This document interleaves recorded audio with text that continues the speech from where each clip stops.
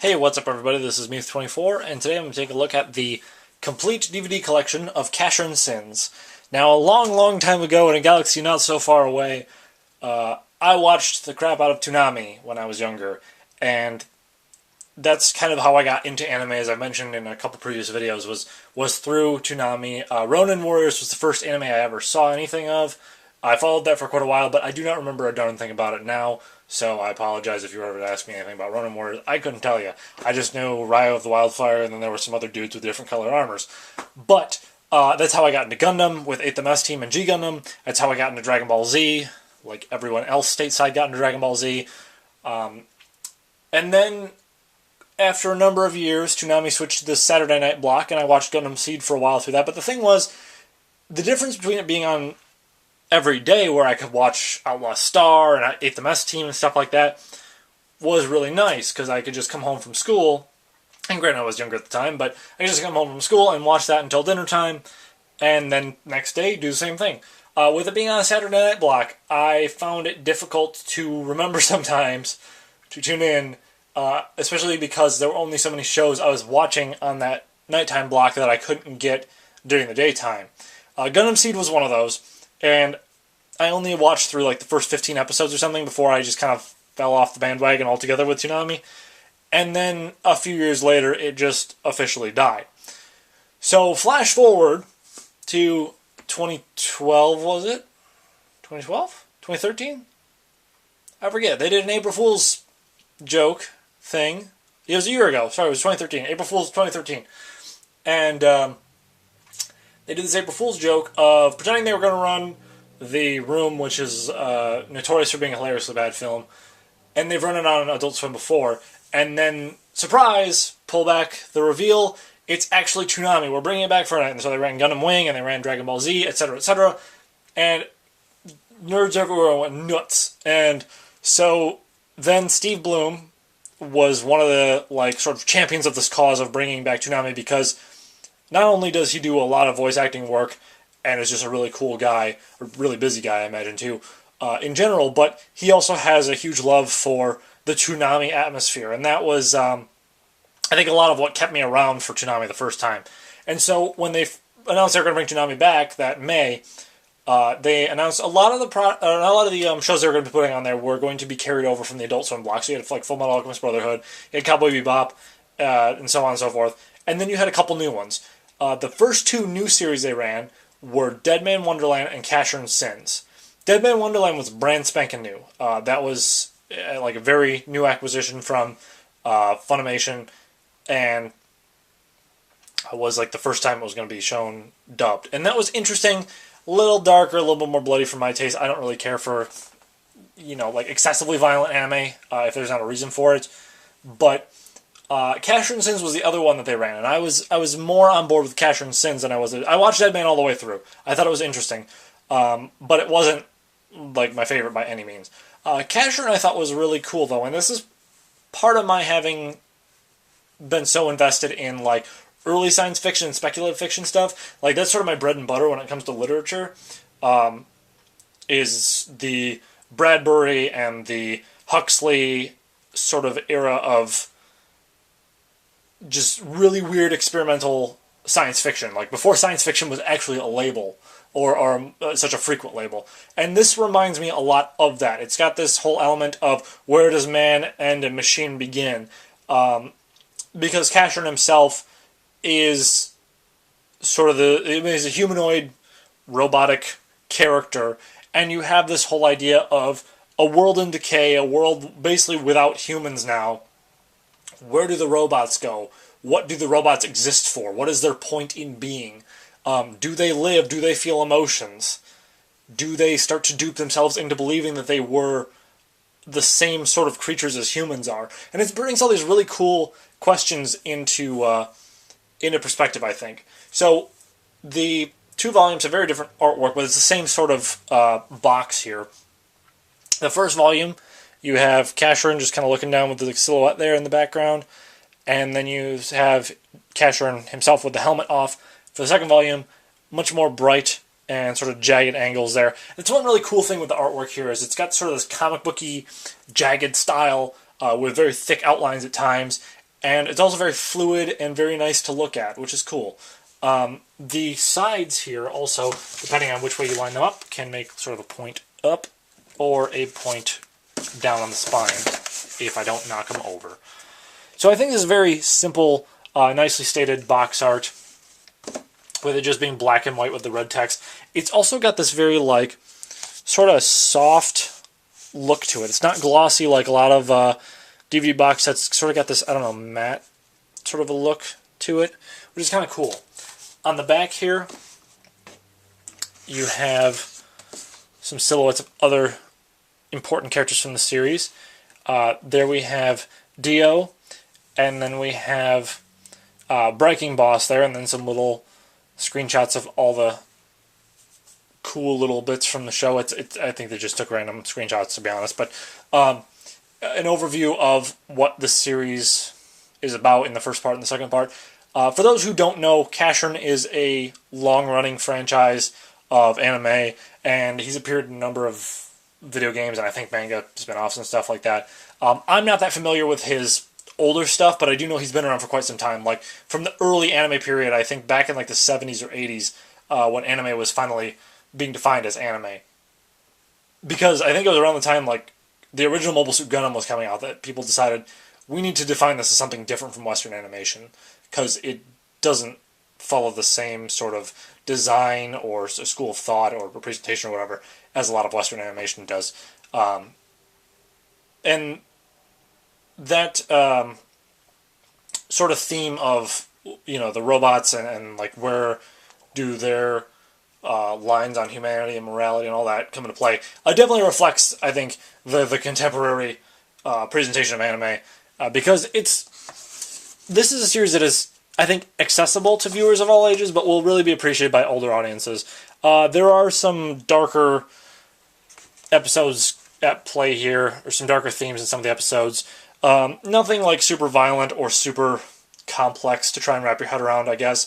But you're definitely going to appreciate it if you're more into that sort of school of thought and sort of that subgenre of science fiction in general. I feel like this thing is going to tip over if I don't lean it back, so I'm going to lean that back a little bit. But I'm going to pull the discs out here so you can see what they look like. Here we have Casshern and Friender on the first volume of Part 1. And then the discs are basically all the same thing. It's supposed to look like Casshern's headpiece with the sort of like gold brown looking half moon piece there, and then the white on the background.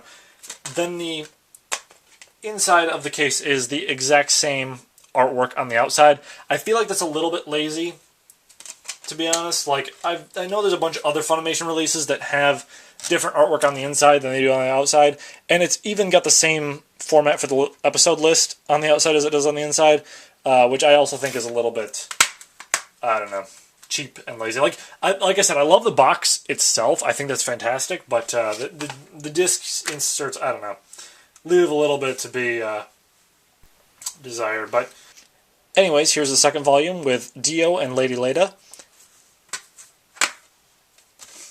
Again, same sort of disc. I think with the second thing, I'm not even going to bother popping them open because the discs are literally the exact same thing as you've seen already.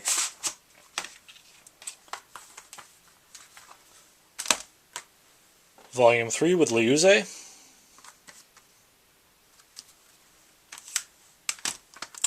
And there we have Volume 4.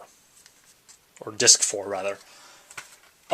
These are divided up into two sets here, with the first one being episodes 1 through 12 and the second one being episodes 13 through 24. So the series really isn't that long, kind of typical length of any anime.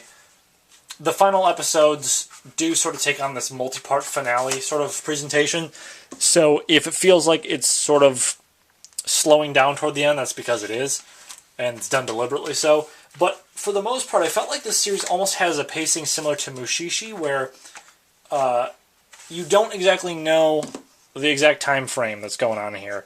And that works to the series' benefit, I think, because if you're living in this world where humans are no longer a factor, really, and it's all about the robots and their understanding of what it means to exist now, they could theoretically go on for years without, having to do any sort of repairs or whatever, and perceive it in a time frame that is comparable to us going through the motions in a matter of days. So it's kind of nice that they don't specify what sort of time frame we're working with here. And some of the episodes do feel like they're a little bit further removed from the main story because of that.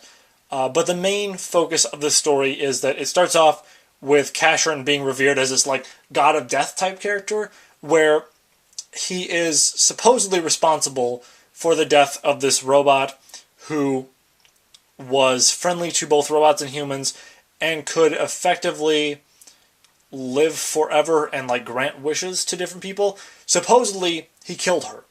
That's where the story starts off. He doesn't remember any of that though. And so it's sort of this self-discovery process for Casshern, and he meets up with Liuze, who is a female robot, and she has a vendetta against him at the beginning, but they sort of settle their differences, and she becomes one of his traveling partners throughout the story. And that's sort of the whole theme of this, is that Casshern is going to run into a bunch of different people, and some of them are going to be friendly towards him, and some of them are just not going to like him. Not all of them are going to follow him to the end of the story, though. Some of them he's just going to meet for a little brief period. Other ones are going to travel with him for quite a while. And so it's kind of cool just to see how that plays out. Now, because of that, obviously some of those characters are not going to be developed nearly as well or have nearly as much time devoted to them as other ones are. So the ones where they do have just sort of a one-off appearance, if you will, they're done, I think, well enough, but they're not going to be nearly as memorable in the long run as your main cast of characters, and that's to be expected of pretty much any story that adopts that sort of a format. But I think that the presentation of the main characters is done really well, namely Casshern, Dio, Liuze. I think that those characters are done really well. Lady Leda is a little less satisfying, I guess, as a character. Mainly because you don't really get that much of a reason to feel one way or another for her throughout the series. Like, she's one character that's sort of there, doing stuff behind the scenes a lot, but they don't define her motives as well as the other characters, and they don't really, like, give us a reason to really care about her. The thing is, Fullmetal Alchemist did this thing with Wrath, where... for Brotherhood, rather. With Wrath, where he was this character that I love to hate. Like, he was such a dirtbag, but he was awesome at the same time. Like, the series did a really good job of making me love to hate that character. Lady Leda's just sort of there, and they don't do enough with her for me to really love to hate her or love to love her as a character. Like, there's no real connection that I felt with her. So that was, it's just sort of like, that was one, I think, big strike against the series, is that you have one of these characters where it's supposed to be a really important character, and I just didn't care that much. But I think the Dio Casshern rivalry is done really well. A lot of the other characters in the series, even if they're only there for one episode, are handled, I think, quite well. Even though some of those, like I said, one-off characters aren't quite as memorable in the long run. But if you like that sort of early science fiction style, give this a go. It's interesting. It's a quick and pretty easy watch, but it's got some decently complex themes there.